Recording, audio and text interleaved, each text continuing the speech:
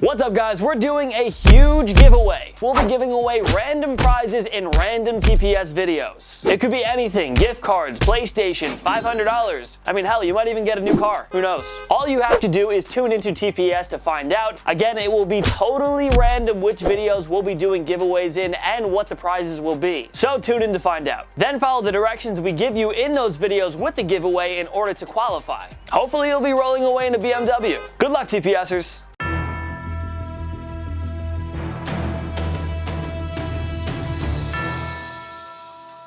What's up guys, the majority of starting quarterbacks for 2019 can rest easy. Tom Brady is going to keep on starting until he retires. Drew Brees too, Aaron Rodgers and Ben Roethlisberger as well. Young stars like Baker Mayfield, Patrick Mahomes and Jared Goff are going nowhere as well. You get the point. There simply won't be all that many QB controversies and starting battles leading up to the 2019 season. That said, a handful of starters are facing the pressure to perform well. And if they don't, well, the man holding the clipboard for them will happily assume the starting signal caller duties instead. I'm Jason Biondo, and today we present 8 NFL quarterbacks that could lose their starting jobs in 2019. Don't forget to subscribe to TPS and put on your notifications because we post videos every single day. Every day is a new video, so subscribe. Number 8, Derek Carr. Some wondered if John Gruden would replace Carr after a frustrating 2018 season, but luckily for the latter, there just weren't any can't-miss QB prospects in this year's draft class. And of course, the Oakland Raiders weren't going to engage in a bidding war for Nick Foles, the only true starting caliber free agent QB. And so Carr gets what could be his final choice to show everyone that the Raiders are his team. There were reports that his relationship with teammates had fallen apart, but Gruden and GM Mike Mayock clearly don't see it that way. The two men did everything in their power to rebuild the supporting cast around Carr. Enter superstar wide receiver Antonio Brown, big man pass catcher Tyrell Williams, Alabama running back Josh Jacobs, and offensive lineman Trent Brown. Now that's one tremendously rebuilt offensive unit. Now can Carr put it all together and succeed? He better. The man has been hampered by injuries in recent years, but the Raiders need him to regain that top-notch form in 2016. There are no more excuses. He's got 2 big-time playmaking pass catchers, a flashy running back, and a revitalized offensive line. If Carr struggles, well, Gruden will have no choice but to see what veteran and journeyman Mike Glennon can do. Cut the Nathan Peterman jokes. He's not taking over for Carr, but Glennon certainly could. Let's not forget some of the flashes he displayed during his time with the Tampa Bay Buccaneers. So yeah, this is a make or break year for Carr in 2019. It might only take 3, 4, or 5 bad starts until Gruden replaces him with Glennon. Never has Carr ever had to fight for his job like this at the professional level. The pressure's on, and it's gonna be crazy.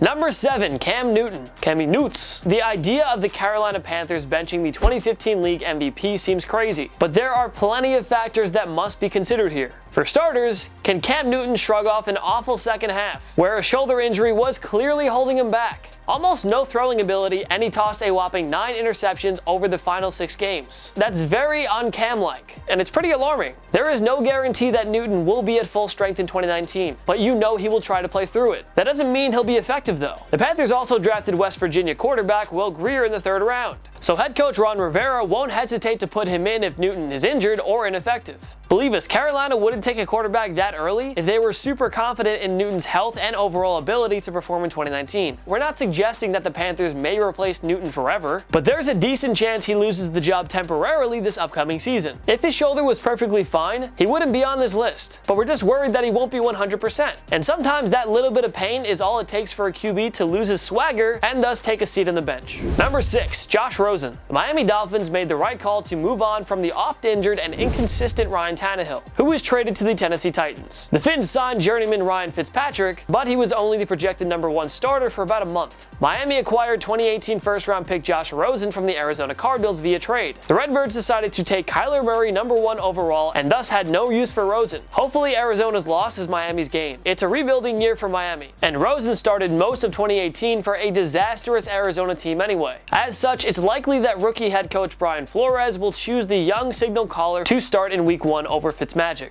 But if Rosen struggles in his first year with Miami, it wouldn't be a surprise if Flores turned back to Fitzpatrick. The latter kept trading the starting job with Jameis Winston on the Tampa Bay Buccaneers in 2018. It could be a similar case with Rosen in Miami for 2019. Keep in mind that Rosen has very little to work with on offense, and that O-line is scary bad. Flores won't want to ruin the kid's confidence, which is why we can't rule out the possibility of him eventually putting in Fitzpatrick as a starter at some point. We can't just expect Rosen to play all 16 games. We wouldn't be surprised if it ends up being a revolving door at the starting quarterback position in Miami. Number 5. Case Keenum, Colt McCoy, Alex Smith. Now, if he can recover from that gruesome leg fracture suffered in the midst of last season, Alex Smith will be the starter. If he can't, Colt McCoy will likely begin 2019 as the starter, if he can recover from a broken leg of his own. And if neither of those guys can play, then it's likely that Jay Gruden will hand the starting role to veteran journeyman Case Keenum, whom the Washington Redskins acquired via trade from the Denver Broncos. It's anyone's guess which of those 3 veteran quarterbacks will be named the starter for the Redskins during training camp. What we can tell you is that it's unlikely rookie QB Dwayne Haskins will open 2019 as the starter. However, we do expect him to take over at some point. This looks to be a rebuilding year for Washington, and when the time is right, Gruden will have him take over the offense. It will just be smart to wait a bit before giving him those duties, like the Buffalo Bills did with Josh Allen or the Cleveland Browns did with Baker Mayfield. It's hard to see Haskins not starting a single game in his rookie year when he's the most talented of the 4 quarterbacks. But again, he's not going to start from the get-go. Just be patient, Washington fans. His time will come soon enough. Number 4. Jameis Winston. The Tampa Bay Buccaneers haven't gotten enough out of the number 1 selection from the 2015 draft. Winston led the Bucs to a 9-win season in his 2016 sophomore year. But that's it. He was supposed to turn them into an annual playoff contender,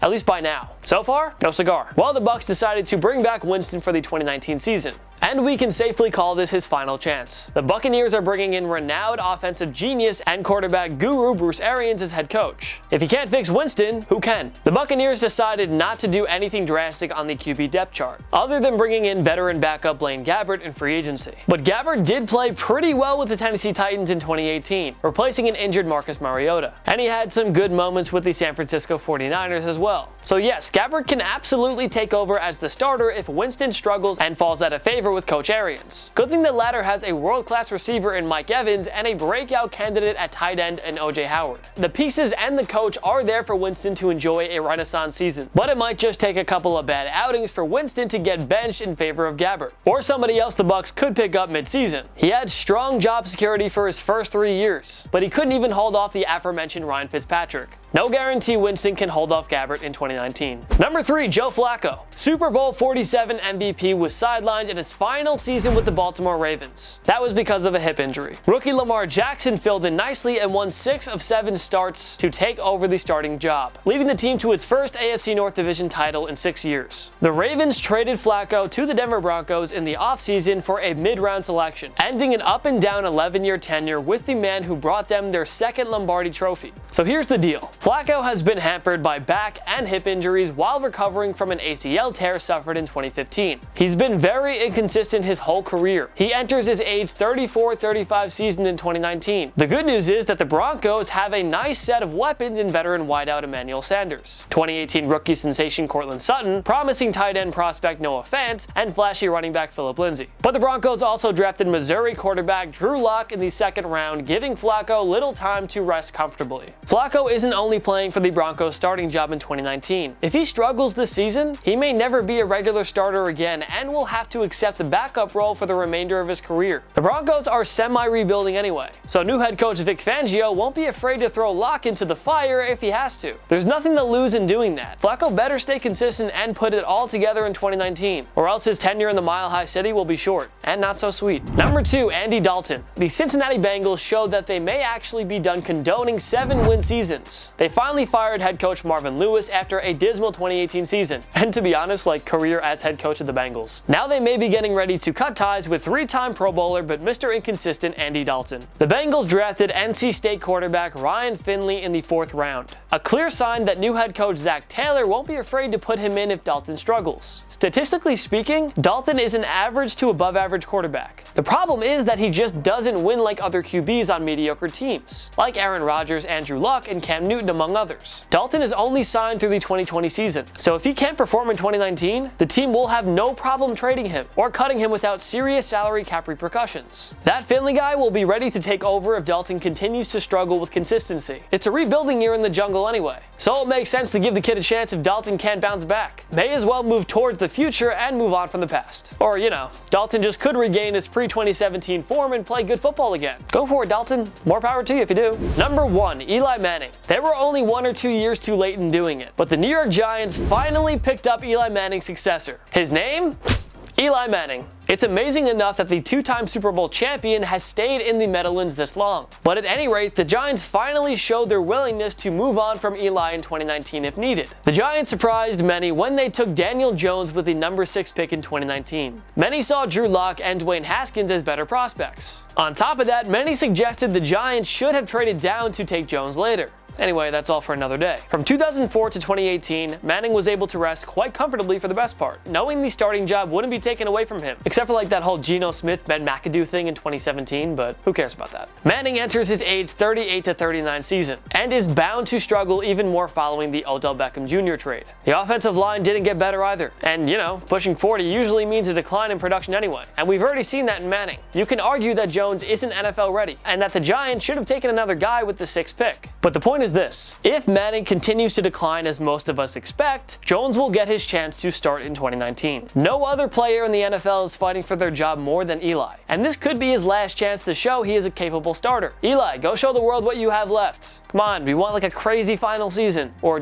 seasons if you're lucky, I don't know. Which other quarterbacks do you think will lose their starting jobs in 2019? Join me in the comment section below. Make sure to follow myself and TPS on social media. We post great content all the time. Subscribe to my YouTube channel. I post videos every single week, and they're so entertaining. So if you want more of me, go there. Subscribe to TPS because we post videos every single day. Every day's a new video. Subscribe. If you like this video, give it a like. It takes one click right down there. Smash the like button. I'm looking at it right now. You're looking at it too. Smash it. Come on. Tap it. Whatever. I don't care. Just click it. Of course, thank you so much for watching. I'm Jason Biondo. My knee.